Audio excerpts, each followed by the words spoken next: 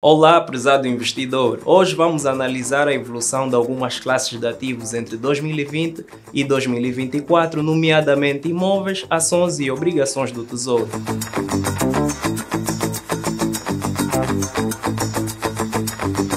O nosso foco centrar-se-á no comportamento destes ativos ao longo do tempo e em quais oferece as melhores oportunidades para si. Relativamente aos preços de venda dos imóveis residenciais, no centro da cidade de Luanda, os preços por metros quadrados caíram ligeiramente entre 2020 e 2024 de cerca de 5,2 milhões de kwanzas para 5 milhões de kwanzas, representando uma queda de cerca de 4%. O mercado sofreu uma desvalorização até 2022 de 2,2 milhões de kwanzas, perdendo mais da metade do valor inicial. Porém, apresentou uma recuperação expressiva nos 2 anos seguintes. Apesar de não ter recuperado totalmente o nível de 2020, a valorização recente mostrou sinais de resiliência no segmento de alto padrão, ao passo que os preços de renda nesta zona cresceram aproximadamente 70%, de cerca de 2,4 milhões de kwanzas em 2020 para 4,1 milhões de kwanzas em 2024. Já no Talatona, o preço médio por metro quadrado foi cerca de 3 milhões e 900 mil kwanzas para 4 milhões e 300 mil kwanzas entre 2022 e 2024, uma variação de aproximadamente 11%. Apesar de ter havido uma ligeira queda em 2022 para cerca de 2 milhões e 800 mil kwanzas, o mercado reagiu positivamente a partir de 2023. No entanto, considerando a inflação acumulada, esta valorização não representou um ganho real para os agentes econômicos. Relativamente às rendas no Talatona, houve uma valorização nominal de cerca de 59%, passando de aproximadamente 2 milhões e 500 mil kwanzas em 2020 para 4 milhões e 100 mil kwanzas em 2024. Nas zonas periféricas como Viana,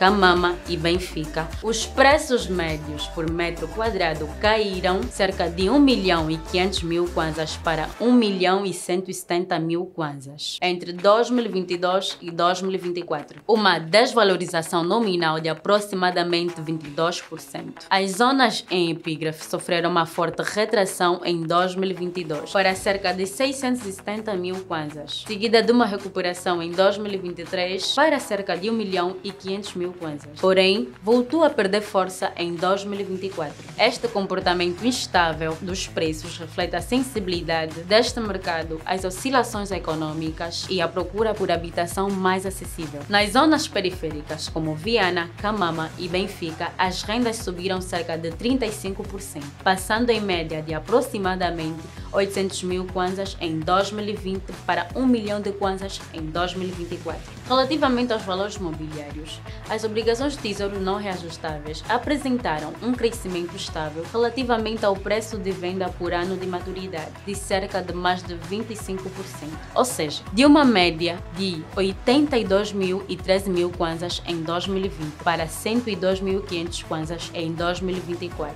Este desempenho reflete a atratividade de títulos públicos como alternativa de baixo risco, especialmente num contexto de elevada incerteza cambial e inflação. Mesmo com alguma oscilação, os investidores que mantiveram títulos até o vencimento viram seus rendimentos preservados em kwanza. As ações do BAI valorizaram aproximadamente 167% entre 2022, no ano de IPO, e 2024. Ou seja, as ações custavam 20.640 kwanzas em 2022 e passaram para aproximadamente 55.990 kwanzas em 2024. Essa valorização reflete a confiança crescente do mercado no desempenho do banco, impulsionando por resultados financeiros positivos e maior interesse institucional, consolidando-se assim um dos ativos mais atrativos no mercado de capitais angolano. Quanto às ações do Banco Caixa Angola, apresentaram uma subida de cerca de 150%, ou seja, de 5 mil kwanzas para 11.500 kwanzas no mesmo período, mantendo uma trajetória estável. Este desempenho consistente reforça a imagem de um banco sólido e a atratividade por parte de investidores nos fundamentos financeiros do mesmo. Vamos agora à análise de rentabilidade destes ativos. Imagine um investimento em um apartamento T2 localizado na zona das Ingombotas com um preço de compra de 100 milhões de kwanzas e o mesmo imóvel gera uma renda mensal de 1 milhão de kwanzas, o que totaliza 12 milhões de kwanzas por ano e 120 milhões de kwanzas se mantiver o imóvel durante 10 anos, mais 100 milhões de kwanzas ao fim de 10 anos se decidir vender o imóvel ao preço que comprou. Satisfatório, não? Mas calma. Como em qualquer outro investimento imobiliário, é necessário considerar os custos de operação e manutenção. Estima-se que as despesas anuais fixas, como manutenção, condomínio, impostos e seguros, alcancem 2 milhões de kwanzas por ano. Vamos ainda aqui considerar um cenário conservador com um mês de vacância por ano. O investidor perde aproximadamente 1 milhão de kwanzas em renda não recebida. Quando todos esses fatores são descontados, o rendimento líquido anual aproximado do imóvel é de cerca de 9 milhões de kwanzas, o que representa uma rentabilidade líquida de aproximadamente 9% ao ano sobre o capital investido, uma taxa de retorno relativamente atrativa. Já as obrigações do Tesouro não reajustáveis ou TNRs representam um dos instrumentos mais seguros e previsíveis do mercado angolano. Por exemplo, a obrigação do Tesouro com o código de negociação que aparece na tela oferece uma taxa de juros anual fixa de 23%, paga por meio de cupons periódicos. Neste cenário, o investidor aplica 100 milhões de kwanzas e recebe cupons semestrais, totalizando 23 milhões de kwanzas por ano ou 230 milhões de kwanzas mais 100 milhões de kwanzas se mantiver os títulos até a maturidade. Os cupons pagam por semestre 11 milhões e 500 mil kwanzas de forma garantida pelo Estado, o que representa uma renda passiva estável, sem riscos operacionais como vacância, manutenção ou gestão de ativos físicos, como é o caso dos imóveis residenciais. Além da previsibilidade, o outro diferencial é a liquidez potencial. Essas obrigações são negociadas na Bolsa de Valores Bodiva, o que permite ao investidor vender esses títulos no mercado secundário antes do vencimento. Embora os preços de compra e venda possam variar, os juros são sempre sobre o valor nominal dos títulos. Em termos percentuais, o rendimento anual de 23 milhões de kwanzas representa uma rentabilidade bruta de 23% sobre o capital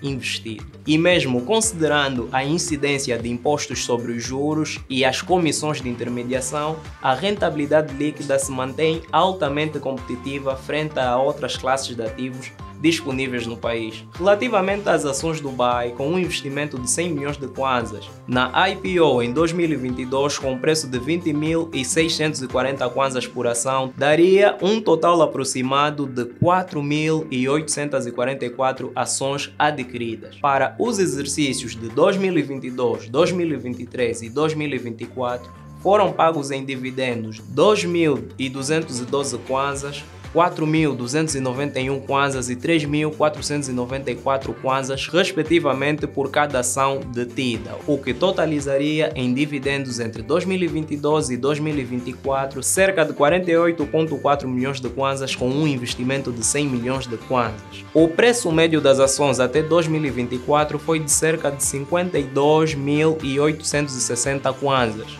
Assim, o valor do mercado para as 4.844 ações até 2024 foi de mais de 256 milhões de kwanzas. Desta feita, se tivesses investido 100 milhões de kwanzas na IPO Dubai em 2022, terias hoje um valor de mercado de cerca de 256 milhões de kwanzas. Terias também recebido cerca de 48,4 milhões de kwanzas em dividendo, um total acumulado de cerca de 304 milhões de kwanzas e um retorno total estimado em cerca de 204 milhões de kwanzas, o que representa um ganho percentual em cerca de mais de 204% em menos de 3 anos. Em suma, as ações Dubai demonstraram um desempenho extraordinário com altíssimo retorno de um curto prazo, combinando uma valorização expressiva e pagamento de dividendos consistente. Embora envolvam mais riscos do que as obrigações do Tesouro não reajustáveis, o histórico recente mostra que, para perfis mais tolerantes ao risco,